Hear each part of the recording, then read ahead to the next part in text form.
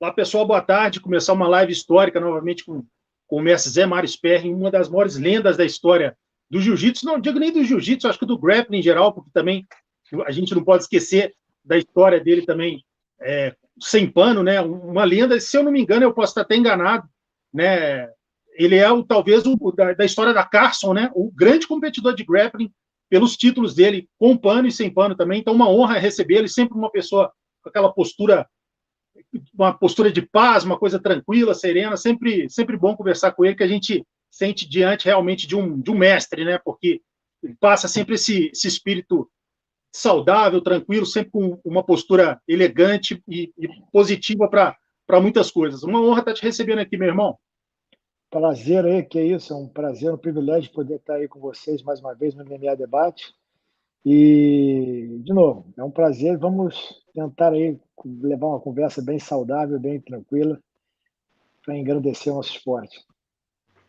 Mestre, começar com uma pergunta do meu amigo que chama Luiz Segundo, ele é dono da página do Instagram que chama Origens do Jiu-Jitsu, até recomendo aí o pessoal seguir, que mostra aquelas fotos desde a época do Maeda, do Mestre Carlos, enfim, ali das grandes lendas da história que fizeram, né, com que o Jiu-Jitsu chegasse onde chegou. E ele disse, poxa, será que você vai entrevistar o... Ele até iria participar dessa live também, que seria uma honra, ele é seu fã, só que por horário de trabalho ele não pôde, e ele pediu para falar, para te agradecer que o James Adler, né, que é seu faixa Sim, preta, lá do Maranhão, e ele disse que, porque lógico que tem outras pessoas também, né, vamos ser justos, mas muito da história do jiu-jitsu do Maranhão vem do James Adler, que é seu pupilo, né? Então ele pediu para te agradecer, que você falasse um pouco, que muito do que existe hoje no Maranhão em termos de jiu-jitsu é devido a você. Você mandasse um abraço para o Luiz também, Luiz II. Luiz, aí, muito obrigado aí pelas palavras. Bom saber que você estava presente aí lá no Maranhão também. Maranhão é um lugar que eu tenho muito carinho. Fiz muitos amigos lá nos tempos aulas do jiu-jitsu na década de 90. Quando eu me sagrei campeão mundial a segunda vez, eu conheci o Olivar Leite, que é uma figura notória de São Luís do Maranhão. Ele era faixa azul e nos conhecemos no Rio de Janeiro. Ele acabou indo para o Rio Grande do Sul, passou uma temporada comigo lá treinando jiu-jitsu, lutou nos primeiros campeonatos Masters na categoria Master da federação, medalhou segundo lugar, salvo aqui a memória.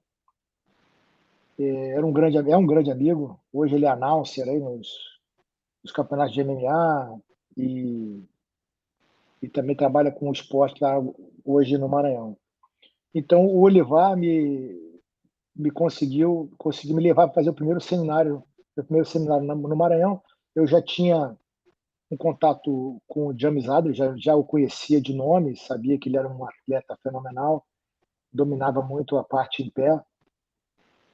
E fizemos um seminário na academia dele, lá no Maranhão. Aí a amizade se tornou uma coisa muito forte, né? O James Adler é não só um atleta, mas também uma pessoa de grande valor, um homem muito reto, muito justo, muito honesto.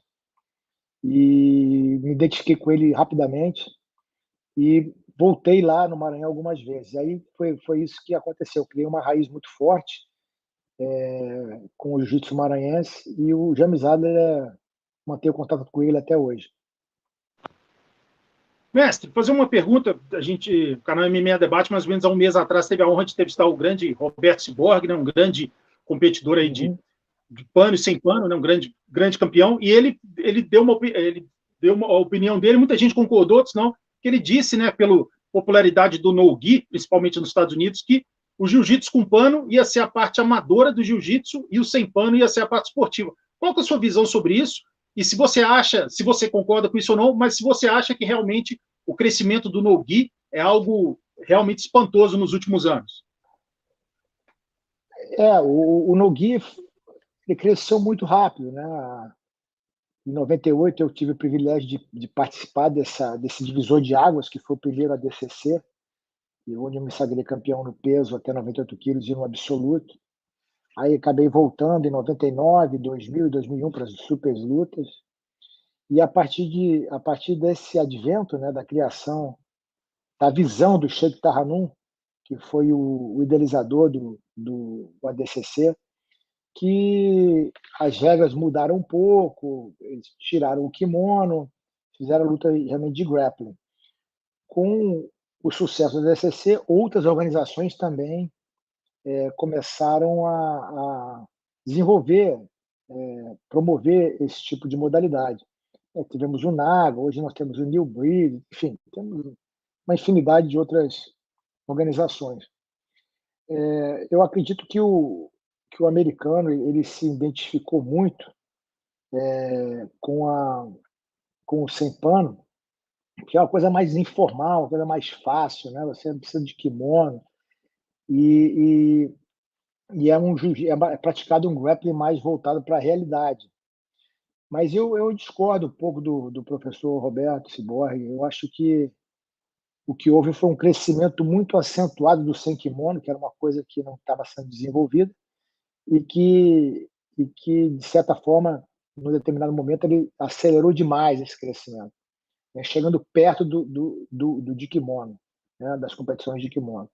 Contudo, eu acho que o jiu-jitsu de kimono também está crescendo bastante, está se tornando muito, muito mais profissional, as oportunidades estão crescendo e quem dita aí o andar da carruagem é o mercado, né? São as academias, as competições.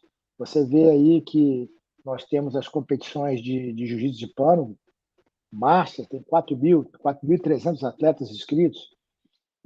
As academias, existem academias que praticam um pouco mais sem kimono, existem outras academias que praticam muito mais de kimono, mas eventualmente existe uma simbiose aí de kimono e sem kimono. Eu acho que esse crescimento vai ser um crescimento que vai acontecer de uma maneira homogênea, paralela, mas, a meu ver, o jiu-jitsu pano é muito forte e vai continuar crescendo. Mestre, você que já vive nos Estados Unidos há algum tempo e viveu aqui no Brasil, sabe muito bem como que é o ambiente de academia no Brasil e aí nos Estados Unidos. Qual que é a diferença que você vê em termos de alunos? Você que aqui no Brasil, querendo ou não, a gente tem aquele culto ao mestre, aquela coisa toda, você que viu ali na Carson Grace, todo mundo, bom, o mestre Carson, aquela coisa, o mestre Hélio, enfim, aquele culto ao mestre. E aí nos Estados Unidos é um pouco parecido, é diferente, o aluno é um pouco mais disciplinado. Qual que é a diferença que você vê na postura do americano dentro da academia, digo do aluno mesmo? Ele tem esse culto ao mestre que a gente tem, a parte de disciplina é muito forte. Qual que é as principais semelhanças e diferenças que você vê a esse respeito? Eu acho que assim a característica mais evidente, no meu entendimento, é principalmente quando você vai mais para o lado profissional, né? Quando você usa o jiu-jitsu no MMA ou até no Abu Dhabi, né? Nas competições sem pano. Geralmente quem pratica o jiu-jitsu de pano é aquele pessoal mais amador, que tem seu trabalho do dia a dia e acaba fazendo o jiu-jitsu como uma terapia, como um estilo de vida mais como hobby, né? Esse pessoal, esse nicho de pessoas, eles levam o esporte mais como uma arte marcial, ou seja, você reverencia o tatame, você reverencia o mestre, você reverencia o mais graduado. Ao passo que quando você se direciona para o lado mais profissional, nós nos deparamos com muitos atletas oriundos do wrestling, né? O pessoal do MMA, próximo, até os atletas que competem no alto nível de no-gi. Esses atletas têm um background de wrestling e o wrestling não é uma arte marcial. O wrestling é um esporte, né? Então, não existe essa cultura de reverencial. Existe o coach, né? A figura do coach. Mas no arte marcial, o sensei, né? O mestre, um pouco mais acima. Então, assim, eu vejo muito nos treinos de MMA, por exemplo, onde tive o privilégio de trabalhar com a Black Zillions, aqui com o Hard Knock 365, que hoje é a Stanford MMA, com o Helen Hooft. Então, eu trabalhei muito tempo com eles e eles têm essa cultura mais de esporte. Um ou outro que vem do jiu-jitsu, do judô, de pano, que reverenciam e tal. Mas existe um respeito muito grande, mas existe um respeito te consideram como coach e outros consideram como mestre. E aí é diferente. Mestre, você com toda a sua história no jiu-jitsu de competição, não sei se você acompanhou o último Mundial ou se você está por dentro dos últimos campeonatos. Quais são os dessa nova geração, né? Sem falar dos craques do passado, da sua época, depois da outra geração do Roger também, enfim. Mas atualmente, quem que são aqueles lutadores, pode ser peso por peso assim, de jiu-jitsu, que mais enche os seus olhos? Eu acompanhei aí a competição do Mundial, foi muito bacana. Foi bom ver lá o Meregali, né, um gaúcho da minha cidade natal, que veio lá da academia do Mário, que foi meu aluno também, da faixa azul, da faixa até a faixa roxa, faixa branca, faixa roxa. É muito bacana de ver o crescimento quando eu cheguei no Rio Grande do Sul em 93, tinha pouquíssimos. Só tinha o professor Walter Matos na época, que era meu sócio até hoje. Enfim, eu gostei muito da evolução do Meregali, como um pesado. É um atleta que uma guarda excepcional, se movimenta bem por cima, por baixo. Agora, sem dúvida, o que me impressionou muito foi o Mica Galvão, que não para de melhorar, e o nome daquele rapaz lá dos Mendes, o branquinho forte, como é que é o nome dele? Que foi o campeão, esqueci o nome dele, é dos Mendes, ganhou da final do Baiense. Sei. Ele Me fugiu, não sei o que você está falando. Me escapou aqui o nome dele, me desculpe aí, mas tanta gente. Gostei muito dele também. Tem um jiu-jitsu bem afiado, bem para frente. Começou perdendo, mas tomou uma queda e virou a luta. Então, são esses. O Leandro Lô, como sempre, né, dando show, lutando. Tem um estilo muito pragmático, né? Sempre joga para ganhar, para vencer. Compete muito bem. São esses três que me impressionaram mais.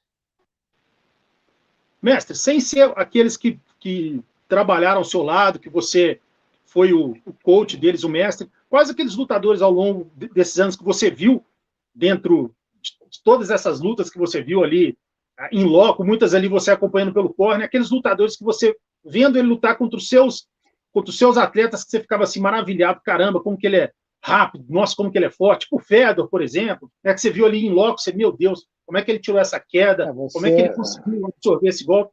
Aquelas pessoas que não passaram pela sua mão, então a regra é não passaram pela sua mão, os que mais te impressionaram. Citar alguns nomes aí. É difícil a gente fazer uma avaliação, né?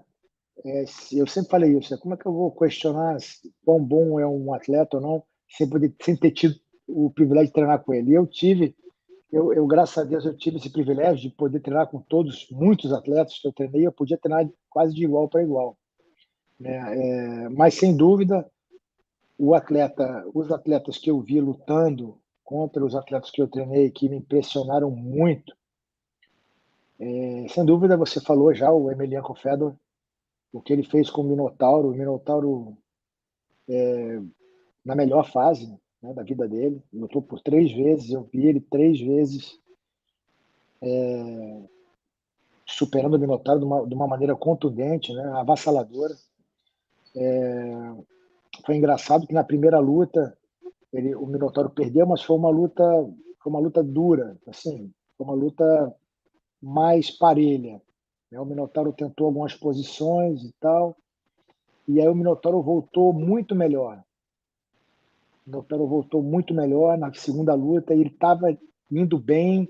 Eu achei que o Minotauro estava ganhando, aí teve um corte no rosto do Fedor, teve uma cabeçada do Minotauro, aí a luta foi um no contest, e aí veio a terceira luta. Aí a gente achou que a luta ia ser igual, aí o Fedor veio melhor ainda e bloqueou todos os ataques do Minotauro. Foi impressionante. E outro que me impressionou muito foi o John Jones, quando lutou tive a oportunidade de ficar 2 vezes contra ele no corner, com o Vitor Belfort e com o Rashad Evans. Mestre, deu uma travada na hora que você falou da terceira luta do Fedor. Repete só, na terceira luta, o que aconteceu? Na terceira luta do Fedor, na segunda luta, a gente estava indo muito bem. né? O Minotauro quase Aí raspou teve ele o algumas corte, né? vezes. Quase raspou ele algumas vezes. Ele cortou a cabeça até evitando uma raspagem. Ele deu uma cabeça no Minotauro, abriu, tomou aqui uns 20 pontos na testa. Foi no contest. Aí teve a terceira luta. A gente foi tentar imprimir a mesma estratégia, mas ele veio preparado. Ele deve ter visto, o Minotauro estudou o que aconteceu e a gente nem chegou perto. E aí a gente perdeu feio. Quer dizer, perdeu feio. Perdeu, ele ganhou bem mesmo, ganhou muito bem. Mestre, E. agora eu vou falar. Pô, Ah, desculpa, você tinha não, terminado. não. Pode concluir. Eu estava falando que outro atleta que me impressionou muito foi o John Jones contra o Vitor Belfort no UFC e o Rashad Evans também, que eu fiquei no corner.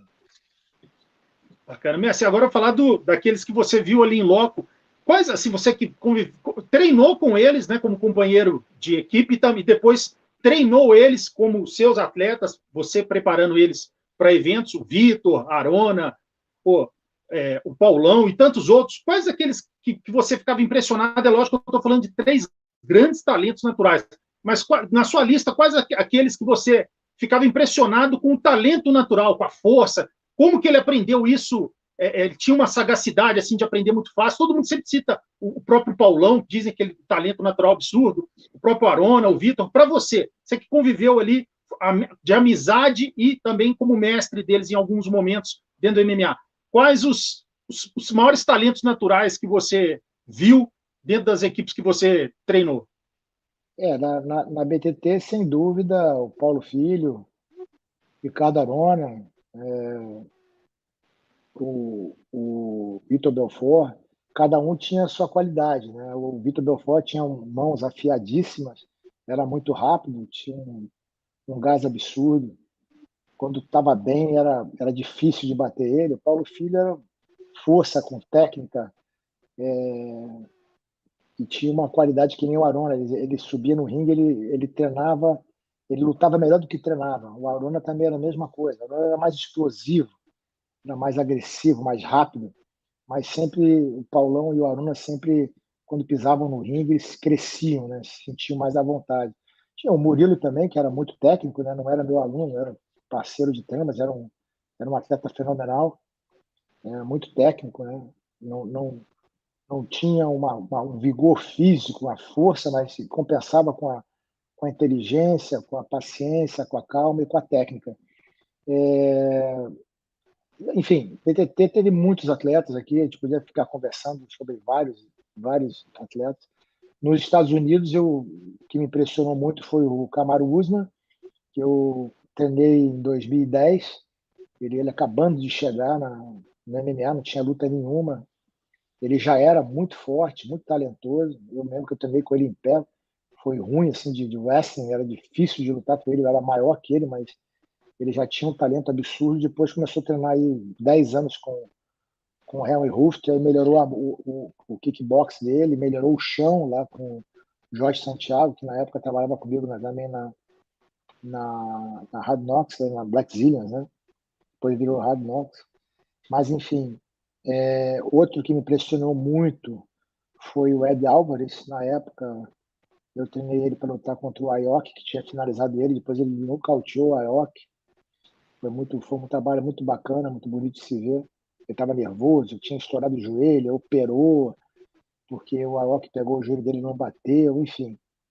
E aí ele voltou e nocauteou. Eu falei para ele, não, eu vim aqui lá da Pensilvânia treinar contigo aqui na Flórida, Mário, porque eu quero que você me ensine a lutar jiu-jitsu. Eu falei, não, eu não vou te ensinar a lutar jiu-jitsu. Você vai perder se eu te ensinar a lutar jiu-jitsu com o Aoki. Você nunca vai ganhar dele. Eu vou te ensinar a evitar o jiu-jitsu. E aí foi o que aconteceu. A luta ficou em pé e nocauteou a Aoki. E depois o outro que me surpreendeu muito, mas muito mesmo, foi o Michael Chandler. Michael Chandler também chegando em 2017, um gás, uma força absurda, né? No chão também, difícil de pegar, difícil de fazer as posições, porque ele não para, muito forte. Então, foram mais ou menos esses aí que me impressionaram bastante. Mestre, você como competidor, né, multicampeão, tricampeão mundial de jiu-jitsu, também, se eu não me engano, acho que 6 vezes campeão na DCC, então assim, como eu falei, se eu estiver enganado, acho que você foi se juntar tudo, né? Foi o maior grappler em termos de títulos do Carson em todos os tempos, né? De pessoas oriundas do Carson, e lá grandes talentos naturais, vários gênios, e algumas pessoas até mais técnicas do que você, cada um de um jeito, mas você era, lógico, você era técnico, mas tinha muita força também, e você sempre foi muito calmo, e sempre na sua luta, você sempre passou até se você tivesse numa situação assim de apuros, você passava um semblante assim de tranquilidade, então você sempre teve um mindset muito, vou dizer até assim, uma frieza, mas a frieza no bom sentido da palavra, Sim. aquela coisa calma, serena. Além de ser fisicamente, você sempre foi muito avançado. Você sempre me passou essa impressão de ser uma pessoa muito preocupada com a parte física. Você, assim, até depois dos 36, 37, você estava ainda fisicamente muito, muito apto para lutar. Conta pra gente, se você for analisar você como lutador, quais foram os principais segredos do seu sucesso e também para esse pessoal que está querendo começar hoje, qual a dica que você está, as 3 primeiras dicas, enfim, que a gente sabe que muitos talentos naturais se perderam por falta de disciplina, por confiarem demais no talento e achar que não precisava de seguir uma vida regrada. Quais os seus segredos para você ter sido o grande competidor que você foi e a dica que você dá para o pessoal que um dia quer se tornar um gigante no mundo da luta como você foi? Bom, a primeira coisa é você ter que entender realmente o que você quer, né? Logo de cedo, quando garoto, eu falei assim, eu quero ser campeão. Então, eu comecei a tentar entender qual seria o caminho mais fácil, mais rápido. Obviamente, eu também abdiquei de várias coisas, né? Enquanto outras pessoas estavam curtindo a vida, fazendo festa, eu estava fazendo dieta, estava cuidando da parte física, tentando melhorar as minhas técnicas, e tinha que se virar. Na minha época, não tinha tanta opção, né? Então, assim, eu falar para meu pai militar, conservador de carteirinha, que eu queria ser um lutador, então era difícil. Então, eu tive que estudar, me formei em economia na Federal, acabei estagiando. Então, assim, era uma vida difícil, né? Mas, assim, prazerosa. Eu tinha prazer de competir, de treinar. Eu acho que assim é de cada um, né? Eu sempre falo assim, você tem que gostar mais de treinar do que ganhar. Eu tinha muito isso. Eu tinha até uma certa depressão quando eu competia e ganhava. Pô, e agora vou fazer o quê? Esperar outra competição. No outro dia eu estava na academia, tinha o Cássio, vai embora daqui, tá ficando maluco, vai descansar. Eu falei, pô, vou descansar para quê? Eu não tenho o que fazer. Então, eu ia para a academia, começava a pesquisar. Então, eu viajava, levava meu kimono, eu corria na praia, eu nadava. Aí, quando eu ia para Fernando de Noronha surfar, que é uma coisa que eu gostava de fazer, quando não tinha onda, eu ficava nadando, eu subia a montanha, eu corria. Quase fui preso lá, que eu subi o pico, que era proibido. Enfim, estava sempre procurando melhorar, principalmente fisicamente. Eu entendi, logo no começo, uma das primeiras competições de jiu-jitsu que eu entrei, que eu perdi, eu falei assim, poxa, eu cansei. Eu falei assim, poxa, eu estou lutando com esse rapaz, ele é da mesma faixa que eu. Em tese, ele é do mesmo peso e da mesma idade. Quem é que vai ganhar? Né? Quem vai ganhar é que, na maioria das vezes, na esmagadora maioria das vezes, é quem cansar menos. Né? Porque se você botar todas as valências, quem, quem vai acabar ganhando? Quem puder impor o seu ritmo. Aí eu falei, não, eu vou me dedicar na parte física. E eu tinha um background já de preparação física, que eu estudei no colégio militar, e eu já fazia levantamento olímpico com 13 anos, e eu sempre fui um jovem forte. Eu gostava de pegar onda, de nadar, joguei waterpolo, fiz natação, fiz atletismo. Então, assim, eu fisicamente eu era preparado. Eu falei assim, bom, eu vou melhorar nisso aqui, eu vou me manter forte, eu vou me manter ágil, eu vou me manter agressivo, vou sempre procurar começar a luta forte para conquistar um ponto e deixar o adversário correr atrás. Então, o meu jogo todo era esse. Eu começava bem agressivo, tentava conquistar alguns pontos e deixava o atleta tentar recuperar e eu jogava em cima e geralmente, na grande maioria das vezes, o meu oponente acabava cansando, por isso que me chamavam de Zé Máquina. Eu já cheguei a fazer 16 lutas num dia só na faixa azul, né? Eu fiz 11 lutas na faixa preta uma vez. Então, e sempre me senti muito bem. Então, assim, a dica que eu dou é, primeiro, o que você faz melhor? Você tem que identificar. De novo, Você tem que identificar o que você quer. Ah, eu quero isso. Então, você escreve lá, eu quero ser campeão. Aí, o que eu tenho que fazer para ser campeão? Tem que melhorar tecnicamente, tem que melhorar essa parte, fazer um plano, né? Isso que eu fazia um plano. Botava na parede no vidro do meu banheiro. Quando eu levantar, a primeira coisa que eu vi, ó, tem que fazer isso, isso, isso, isso, isso, isso, isso, isso. Então, eu não esquecia. Luta de MMA, botava a foto do cidadão que eu ia lutar contra, eu botava no vidro do banheiro. Acordava de manhã, a primeira coisa que eu olhava, bum, eu via de cara com o meu adversário já, vou ter que treinar. Então, primeiro, entender o que você quer. Segundo, achar suas qualidades e tentar não... Eu não acredito em plano B. Meu plano B é fazer o plano A. Não tinha essa. Eu vou ganhar, eu vou para frente, eu vou ganhar o primeiro ponto. Algumas lutas minhas foram feias, porque eu insistia, até de repente não conseguia, mas também ficava aquela coisa meio que igual e acabava ganhando, acabava perdendo, mas enfim, na grande maioria das vezes eu acabei ganhando. Então, assim, eu sempre eu identifiquei que eu podia ser melhor fisicamente. Então, eu aprimorei muito minha parte física. E eu sou de um tempo que não tinha essa coisa da escola do drill e tal. Eu fazia muito drill, que eu aprendi no judô, que era o Chikome, né? Fazia repetição, repetição, repetição, repetição. Então, eu fazia a minha parte física fazendo repetição. Então, o meu jiu-jitsu era um jiu-jitsu muito básico, mas era um jiu-jitsu muito para frente. Eu sempre ia tentando fazer as posições, eu não conseguia fazer, eu ficava insistindo. Então, preparação física e melhorar um pouco a parte técnica. Então, o que eu fazia? Treinava muito em pé, judô, wrestling, que eu queria ficar por cima. E caso eu ficasse por baixo, eu tinha duas ou três posições fortes que eu fazia por baixo. Só. Nesse estilo, eu fiquei 10 anos sem tomar um ponto nas competições de jiu-jitsu. Fui tricampeão mundial de jiu-jitsu pela federação. Fui 2 vezes campeão brasileiro. Fiquei em segundo em 99. Fui para o Pride, lutei 6 vezes em Abu Dhabi. Sempre usando o mesmo programa. Tá aí a dica, né, para o pessoal que quer fazer sucesso, a dica de um vencedor de verdade. Messi, aproveitar que você falou, a gente sempre quando pensa em você, pensa no Carson, né? Você é um dos maiores pupilos da história do Carson, mas pouca gente, lógico que o pessoal do mundo da luta sabe, mas muita gente não sabe que o Messi, o grande Messi Medi, também outra lenda das artes marciais, só que dessa vez do judô, também foi seu mestre. Fala um pouco pra gente como que era a sua convivência com ele e um pouco do segredo da didática dele, como que era, se ele era detalhista, ele gostava, se tinha treino no chão com ele também, ou era mais parte em pé. Fala um pouco pra gente sobre a pessoa dele, as características principais e a metodologia de treinamento dele. Eu estava outro dia mesmo conversando com meu irmão, né? Que meu irmão também treinou lá, o João Sperry, maior que eu, mais pesado, mas foi pro lado bom da força, né? Ele é diretor de informática da Chevron. E, enfim, nós estávamos comentando, poxa, agora a gente está com a mesma idade de quando a gente foi treinar no Medi, e o Medi tinha a idade que a gente tem hoje. Então, o Medi eu tenho 55. Eu lembro do Medi, era um senhor já, 55 anos, naquela época, né? Mas forte. Aí eu cheguei lá, né, Carson Gracie.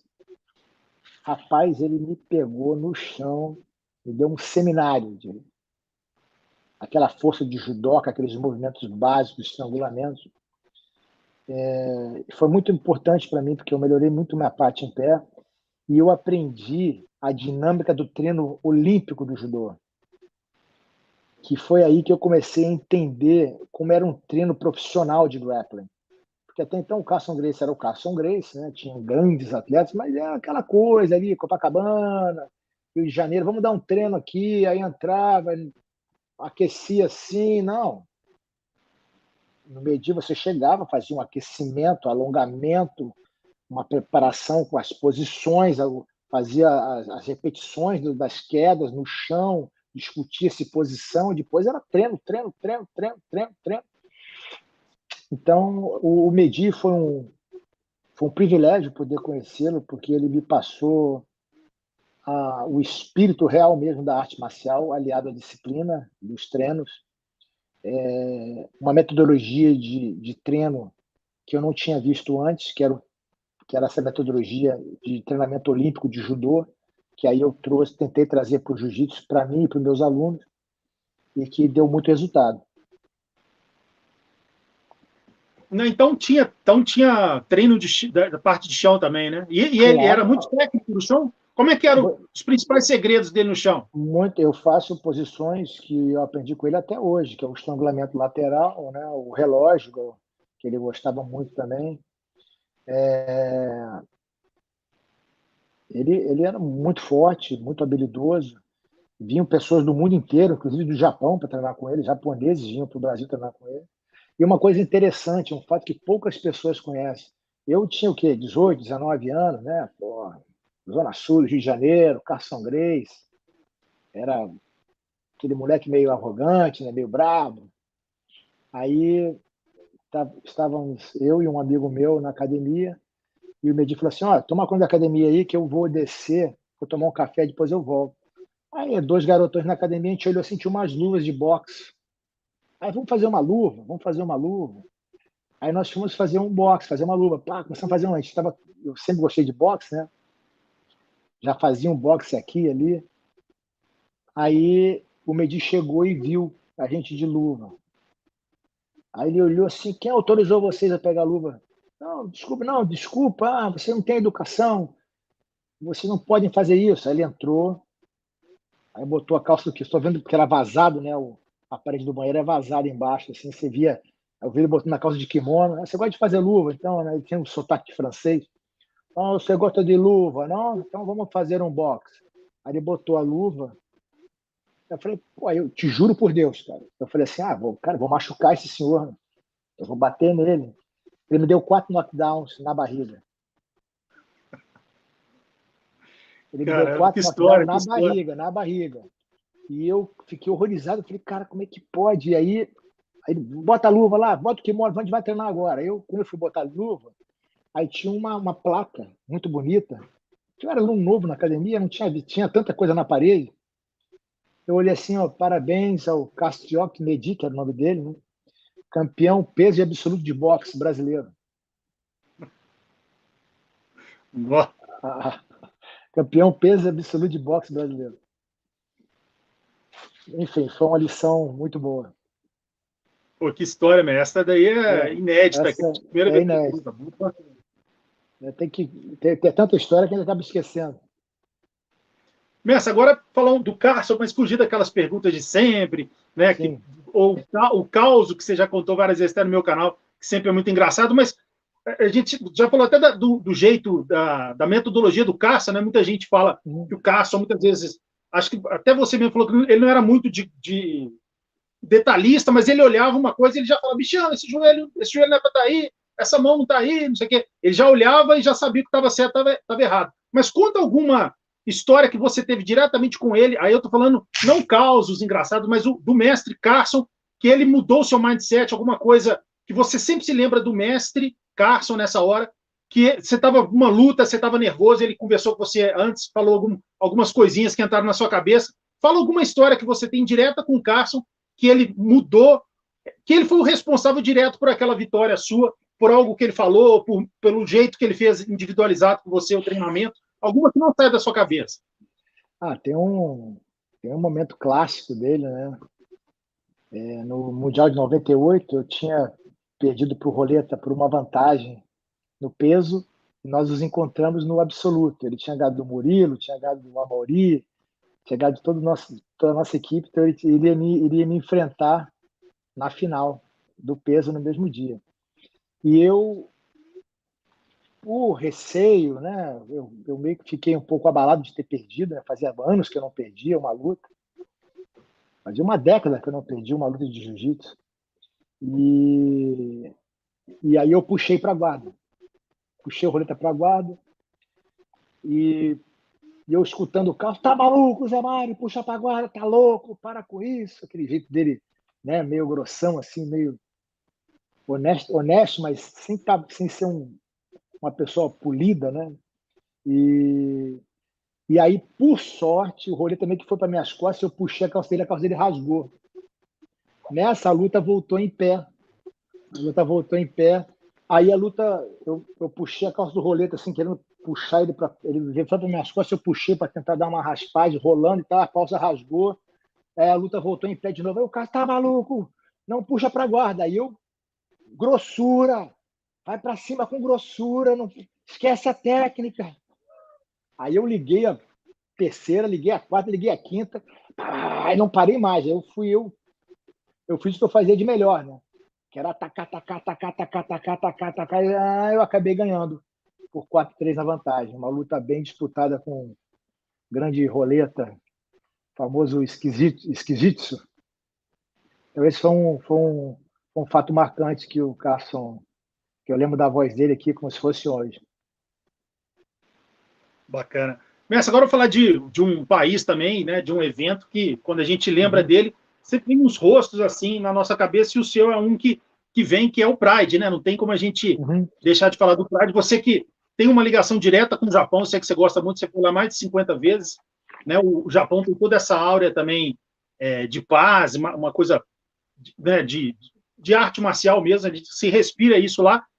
E o que eu vou fazer essa pergunta, que eu sei que você amava o evento. O que o Pride tinha? Tenta explicar aí pra gente, né? Eu que assistia os eventos ao vivo, depois pelos DVDs, via lá o Takada tocando aquele instrumento lá de percussão, enfim, a Crazy Lady gritando o nome do pessoal, mais de 60 mil pessoas, o pessoal calado quando os lutadores estavam lutando e os japoneses todos calados. O que fez do Pride ser tão especial? Você que, em loco, viu vários dos maiores clássicos da história, você teve lá preparando seus atletas e vendo as outras lutas em loco lá. O que o Pride tinha para ser tão especial e tão amado até hoje? Assim, de uma maneira curta e grossa, né? Sem muitos rodeios e tentar explicar uma visão de um de outro. Para mim foi muito simples, né? Era uma simbiose da cultura japonesa que via o MMA, né? A luta como não como um esporte, mas como uma uma, uma cebação da cultura, né? uma, uma maneira de você tentar trazer o passado histórico dos samurais, das batalhas, da honra, da moral, da cultura japonesa, né? Que veio durante milênios até chegando na Segunda Guerra, tinha lá os kamikazes, né, que se entregavam, o Araquiri, que se matavam pela honra, pela guerra. Então, essa cultura da arte, da guerra, das batalhas, era uma coisa muito forte na sociedade japonesa. E isso se materializou com o Pride. E eles, o que eles fizeram? Aí vem o segundo ponto. Diante disso, diante do que foi exposto agora, o meu entendimento é que eles não fizeram um campeonato de luta, eles fizeram um evento para celebrar essa grandiosidade, de uma maneira até mais espiritual, né? Existia essa transcendência quase espiritual do Pride. Quando você chegava lá, era tanta gente que eu me sentia assim na arena dos gladiadores romanos, né? Eram 60, 70, 80, 90 mil pessoas no Saitama Arena. E era também, tinha aquela coisa da educação, do respeito dos japoneses. E o show era uma coisa à parte, né? Fogos de artifício, telões, existia todo uma tratativas com os técnicos, coisas que não tem no UFC. No UFC não, você vê que não tem nenhuma exposição do time, né? Não tem, é o atleta e só. No Pride não, eles ressaltavam a vida do técnico, do grupo, da importância do sensei, dos seus atletas, da equipe. Então, por isso que a Brasília Top Team, a Shootbox eram grandes equipes, eram famosas, equipes famosas. Hoje você tem os atletas famosos, né? Você não tem as equipes famosas. Então, essa era uma coisa que era muito importante, e até acredito, para nós, como coaches, porque era fácil da gente controlar os atletas, né? De a gente não manipular, mas controlar o treinamento. Você sabe como é que é? O atleta começa a ficar importante, começa a ficar se achando e acaba indo para outro rumo. Então, era muito fácil a gente pegar os atletas, cara, vamos fazer isso, mas porque nós, coaches que faziam a interlocução com as lutas. Então, eu era empresário do Minotauro, do Arona, de todo o pessoal. Eu falava inglês, eu era o interlocutor. Então, era muito fácil a gente negociar as lutas. Por isso que foi muito importante. E se você tinha acesso a negociar a luta, você tinha material humano na academia querendo lutar. Então, a gente tinha muito atleta que vinha treinar conosco, já pensando em ser um futuro lutador. Então, tinha material humano para treinar. Então, era uma combinação muito boa, muito, muito saudável, não só para a equipe, mas como para os atletas também. E o show era indescritível, não tem como falar, só estando lá de novo. Mestre, e o pessoal tem essa curiosidade. Você, de vez em quando, assiste, assim, highlights? Você sente saudade, assiste uma luta no DVD? Ou você não é muito, assim, saudosista? Vamos ver aqui, eu tenho aqui uma pilha de livros aqui. Opa, peraí. Vou dizer que é mentira, ó. Não tô nem me levantando, tá? Tô aqui, ó. Peraí, ó. Olha aqui que eu tenho aqui, ó. Nossa, que É maravilha, hein? quando eu lutei com o Igor Volchante. Aqui, original, ó. Tenho todos os originais. Bacana, mestre. Tava vendo outro dia, fica até arrepiado. Eu tava vendo outro dia aqui, quando eu lutei com o Igor Volchante, que foi a minha primeira luta. Tava assistindo aqui, foi ontem. Eu tenho a pilha de todos os eventos originais. Bacana, bacana. E é legal de ver, porque, como no UFC, eles têm o backstage, né? Eles têm chegando, aí eles vão no Brasil, fazem as filmagens. Olha, era muito legal, muito bacana. Exatamente. Essa luta emblemática, a sua vitória contra o Igor, que, né, a gente sabe aquela mão direita dele ali, era um negócio que tinha que tomar cuidado, mas você era muito mais completo, a sua parte de queda, de chão, de jiu-jitsu era muito superior, mas um grande momento, até mesmo você, se eu não me engano, já vi uma entrevista sua que você fala que se juntar tudo, até a sua parte de eventos no pano e sem pano, com as lutas de vale tudo, depois o advento do MMA, e né, que você pegou as duas fases, vale tudo e MMA, a luta mais emblemática, até mesmo para você, mesmo sendo derrota, é a luta contra o Murilo Ninja. E se você reconhece que, tanto é que você falou nessa live, o seu plano B era voltar para o plano A. Então, assim, queira ou não, você sempre era um cara extremamente focado, forte, que sabia que se você ficasse por cima ali, um exemplo, qualquer luta de MMA, você quedando alguém ficando por cima no ground and pound, por exemplo, ou se fosse para amarrar, dificilmente alguém ia te raspar, enfim, você era um especialista nisso. Então, se você tivesse usado, eu vou lutar com o Ninja, vou levar ele para o chão, se eu cansar uma hora e a luta, você poderia perder, porque é lógico, o Ninja é muito talentoso também, mas no chão, todo respeito ao Ninja, você é um cracaço, um dos maiores nomes da história. Então, se você tivesse feito o plano, vou quedar o Ninja, ficar por cima, se uma hora você fisicamente não aguentasse, você poderia, a luta voltar em pé e você poderia perder, enfim. Mas aquele seria normalmente o seu plano. Você acha que foi uma das vezes que você saiu do seu famoso plano A, você literalmente levou para o pessoal, né? Que eu lembro que eu entrevistei o Bebel e ele falou que quando ele colocou o protetor bucal na sua boca, você olhou para ele e falou assim: eu vou sair na porrada. Aí ele fez assim, meu Deus, tipo assim, ele viu que ia ser a primeira vez que você ia deixar de ser aquele Mário frio, calculista dentro da luta que você levou para o pessoal. Você acha que esse foi o seu erro? Você ter saído pela primeira vez ali do plano A e ter ido para o plano B? Sim, sim. Eu me senti bem na luta. Eu estava confiante, estava muito bem treinado, mas realmente eu saí da minha estratégia. Por que eu estou falando que eu me senti bem na luta? Porque eu tomei um knockdown, eu machuquei meu joelho, quando você toma um knockdown é difícil de voltar, e eu não estava acostumado a tomar knockdown. Eu nunca tinha tomado knockdown nenhum na minha vida. Treinava com todo mundo, o Minotauro, o Drago, enfim, treinei com vários atletas de alto gabarito e nunca tinha sido tomado nenhum knockdown. E quando eu tomei o knockdown, eu realmente não consegui voltar. O Ninja imprimiu um ritmo muito bom.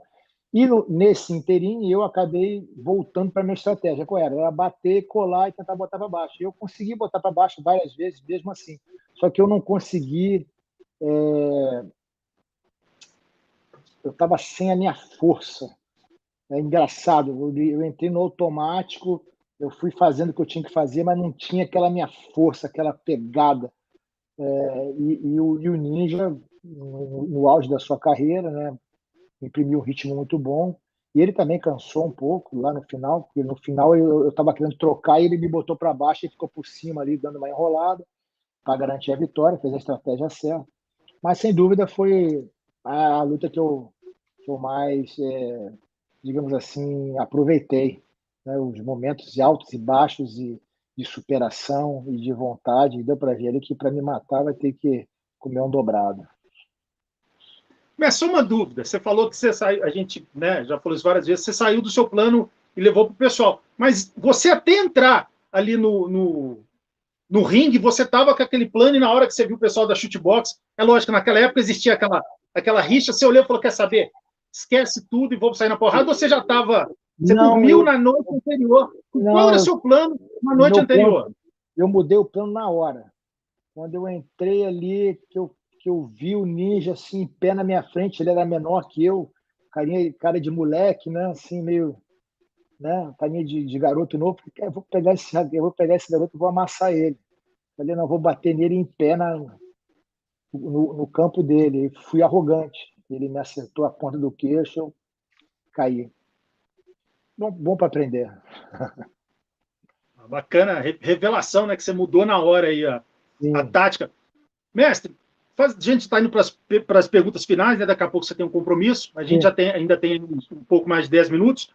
Você que conviveu ali na Carson, lógico que eu não vou perguntar quais os maiores duelos, os maiores. Que tanta gente de talentoso, um guardeiro, outro passador de guarda, todo mundo ali com seu talento, pesos diferentes.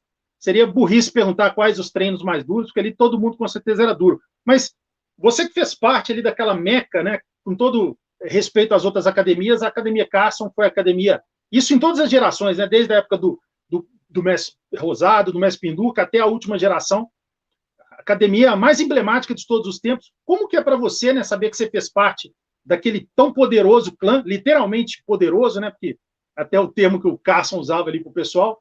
Como que é para você saber que você fez parte daquela icônica academia que hoje vários dos maiores mestres do mundo estão em vários lugares, você, o Libório, Bustamante, tantos outros que têm as suas academias espalhadas no mundo inteiro, então o DNA do Carson está aí firme e forte.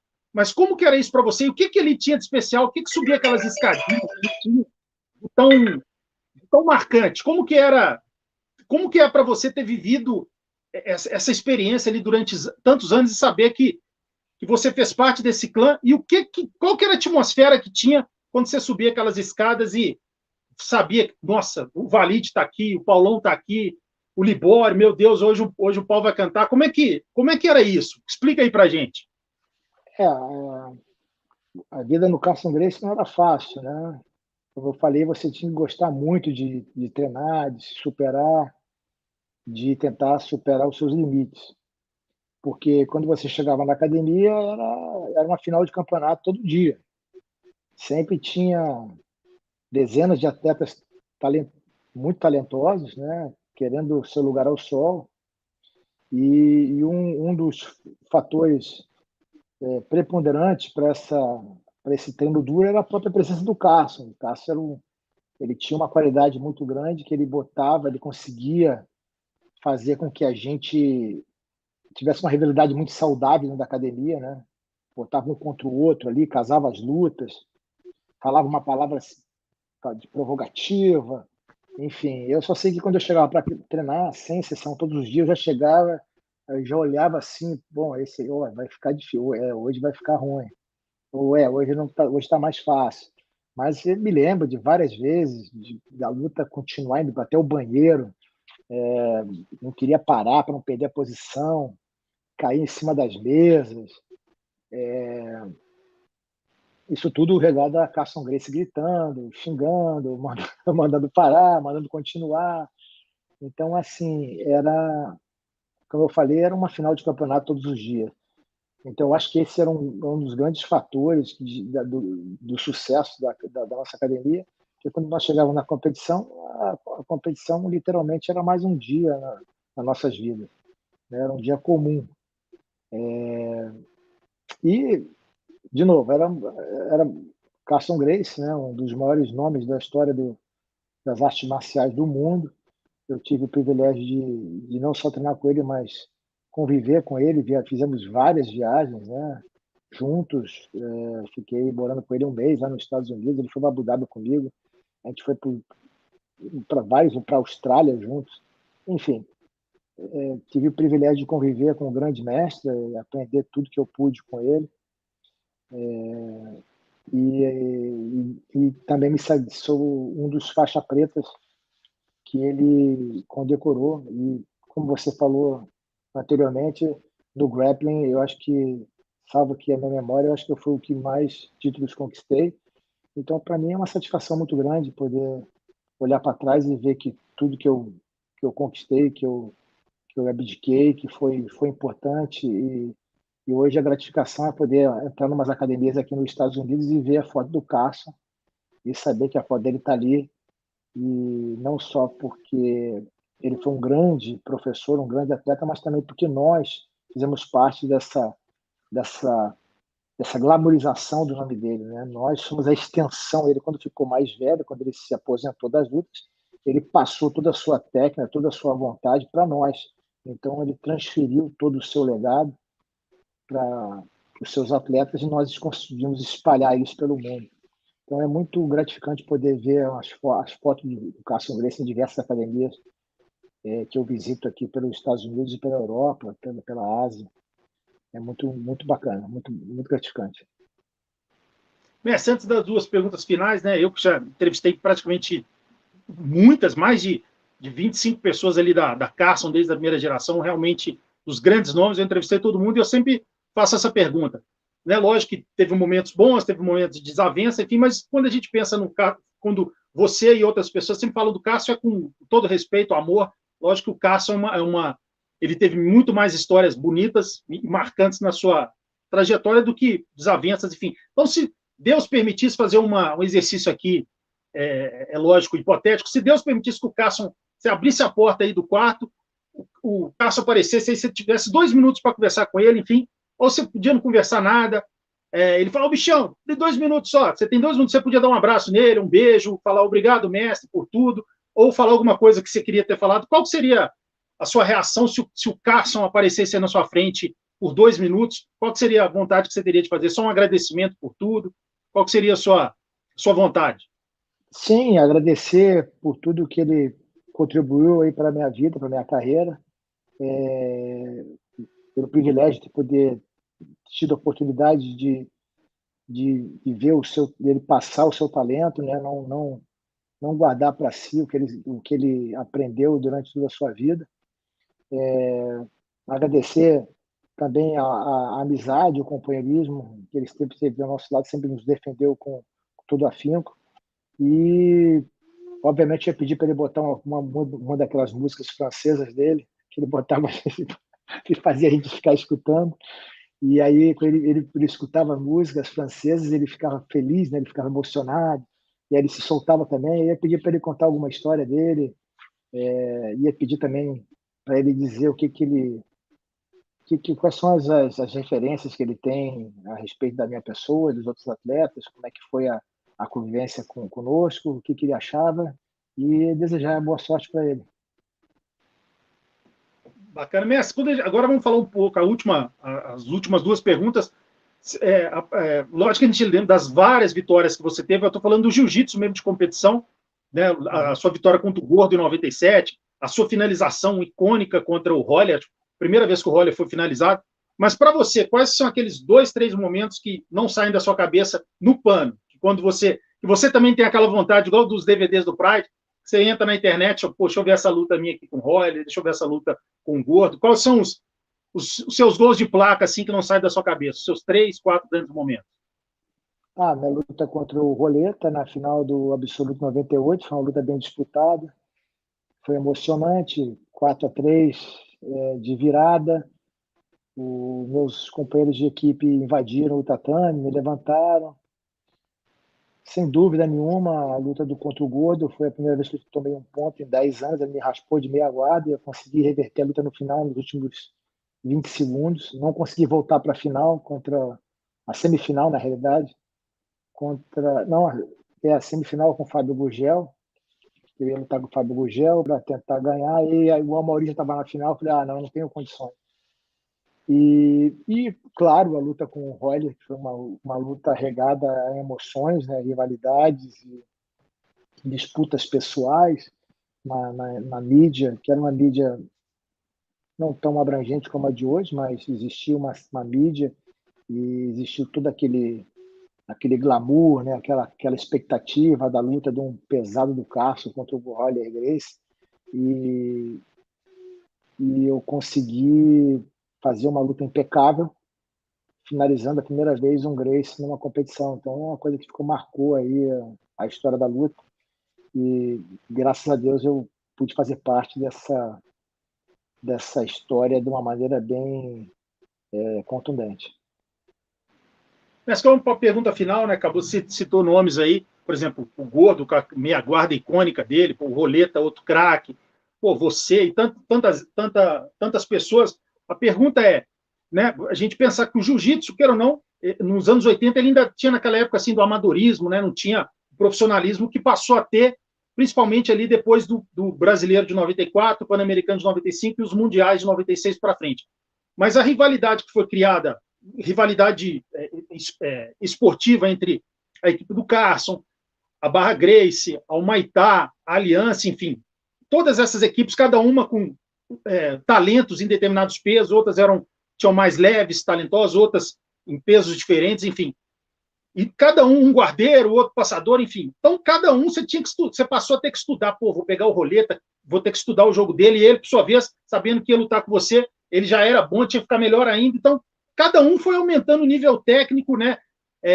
Castelo Branco versus Libório. Então, o Libório, que já era um monstro, passou a ser mais monstro, e por aí vai. Então, todos vocês, né, o talento de vocês foi só aumentando. Você acha que aquele boom que você e toda essa turma tecnicamente evoluiu tanto, você acha que para o jiu-jitsu hoje está nesse nível, eles devem muito ao que vocês fizeram ali nessa transição final dos anos 90, do final dos anos 80 dos anos 90, a essa rivalidade dessas equipes que criou esse nível técnico tão grande para o jiu-jitsu tá onde está hoje em dia. Então, assim, muito do jiu-jitsu hoje deve muito ao que vocês fizeram naquele momento. Você concorda com isso? Com certeza. A rivalidade foi você acabou de retratar exatamente o que aconteceu no Pride, contra a Shootbox e a Brazilian Top Team. Eram duas grandes equipes e a rivalidade foi a tônica, né? Foi a cereja do bolo, né? Para que nós possamos treinar com mais afinco, com mais vontade, de uma maneira mais profissional, tentar melhorar de todas as formas. A rivalidade saudável que foi feita no jiu-jitsu no final dos anos 80 e nos anos 90 foi muito importante, não só para o desenvolvimento do jiu-jitsu, né? Porque para você subjugar o seu oponente, você tem que melhorar. Então, o que nós fazíamos? Estudávamos preparação física, alimentação. Então, nós fomos o laboratório dessa garotada nova que nós temos hoje aí. Toda essa garotada que nós temos hoje, nós fomos um laboratório, o que era mais certo, o que era mais errado. E hoje claro que existe algum grau de rivalidade, mas eu tenho a sensibilidade de que o que acontece hoje é fichinha comparado com as décadas do passado. Com certeza. Mestre, uma honra, estamos batendo exatamente o tempo, né, de 1 hora que a gente combinou, que você tem compromisso daqui a pouco. Sempre uma honra para mim. Tem que sair. Sempre uma honra aqui para mim, Floresto, aqui do canal MMA Debate, conversar com você, uma aula, né, de simpatia, a postura, né, que eu acho que isso tem muito a ver com o mestre, não tem, pelo menos para mim, não tem a ver somente com a faixa, né, tem a ver com a postura dentro e fora do mundo da luta, e você sempre foi uma pessoa muito esclarecida, muito elegante, em todos os sentidos. É sempre uma honra. Espero que você tenha gostado das perguntas, enfim. E fica o convite, é lógico, vou te dar um tempo, vou te dar um sossego para a gente fazer uma live mais para frente novamente. Vai ser uma honra e é sempre um prazer conversar com você, mestre. Deixa aí seu recado final para os seus admiradores no Brasil inteiro.